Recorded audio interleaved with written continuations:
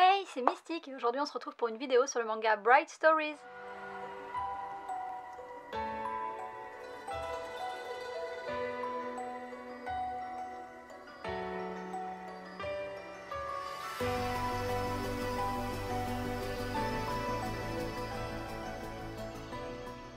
Aujourd'hui je vous retrouve pour une deuxième vidéo suite à la Saint-Valentin et cette fois-ci encore ce ne sera pas un shoujo que je vous présente mais un seinen avec Bright Stories. Ce manga est écrit et scénarisé par Kaoru Mori qui est très connu pour sa série Emma. Il existe deux formats de publication pour le manga, un grand format et un petit format que j'ai qui est publié chez Kiyun. Bright Stories a reçu un prix à Angoulême en 2012, le prix du meilleur manga intergénérationnel. C'est publié au Japon depuis 2009 avec 10 tomes en cours, en France c'est publié depuis 2011, il y a 9 tomes de sortie et le 10e tome devrait sortir en mars. Le manga est entièrement en noir et blanc, le prix est de 7,65 € et c'est tout ce que je vous dirai pour la présentation. Bright Stories, comme son nom l'indique, raconte des histoires de mariage, mais si vous attendez à des mariages traditionnels qu'on a par chez nous, avec la belle robe blanche et tout ça, vous pouvez bien vous mettre le doigt dans l'œil parce qu'il s'agit de mariages traditionnels, mais d'Asie centrale. Le tome 1 se passe dans un petit village près de la mer Caspienne sur la route de la soie au 19e siècle. On va suivre le quotidien des villageois et plus particulièrement de deux personnages, Amir, une jeune femme de 20 ans qui vient d'un autre village, et son époux Karloul qui a 8 ans de moins qu'elle. La différence d'âge entre les deux personnages et les différences qu'il peut y avoir entre leurs deux villages va faire de ces deux mariés des mariés hors du commun. On va découvrir avec Amir les différents mœurs et coutumes de ce village et on va aussi apprendre à connaître les habitants qui sont tous plus attachants les uns que les autres. Chaque partie va apprendre à se connaître, un équilibre va être trouvé, mais il va très vite être bouleversé quand le clan d'Amir va essayer de la récupérer pour la marier à un autre homme.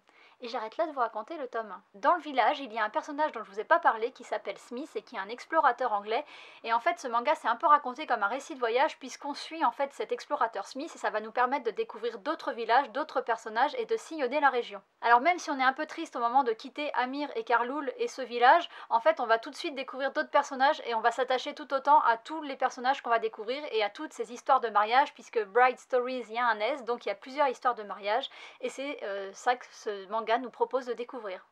Pour mon avis, je dois dire que j'ai eu un énorme coup de cœur, je vous avais parlé de ce manga dans un tag et vraiment je me suis enchaîné les 9 tomes très rapidement parce que j'ai vraiment adoré. Alors déjà d'une part le dessin est juste sublime, les couvertures sont très très belles et très très détaillées, avec la couleur ça rend vraiment très très bien, mais l'intérieur est tout aussi beau et franchement je me demande combien d'heures des fois elle passe sur ces décors. Alors il y a des cases qui sont presque vides en fond, mais on lui pardonne entièrement quand on voit celles qui sont pas vides avec le détail des décors qui sont vraiment très bien retranscrits je trouve sur le dessin. Pour ne rien gâcher, l'histoire est vraiment géniale, elle est tout autant détaillée que le dessin et je trouve qu'on est vraiment plongé dans l'atmosphère de l'Asie centrale du 19e siècle, c'est vraiment c'est vraiment juste génial quoi. Bright Story ça permet d'aborder une culture qui est très peu abordée dans les mangas et je trouve que c'est vraiment un pari gagné avec un manga tranche de vie qui retranscrit des scènes du quotidien mais avec une précision vraiment hors pair. Les personnages sont vraiment attachants, leur personnalité est vraiment mise en avant par le dessin et par l'histoire.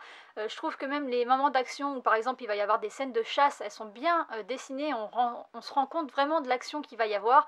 Et donc vraiment c'est un énorme coup de cœur sur ce manga que je vous conseille de lire absolument. J'espère que ma présentation du manga vous aura donné envie de le lire, c'est vraiment un manga selon moi à côté duquel il ne faut pas passer. Et c'est tout pour aujourd'hui, je vous dis à bientôt pour une prochaine vidéo. Bye bye.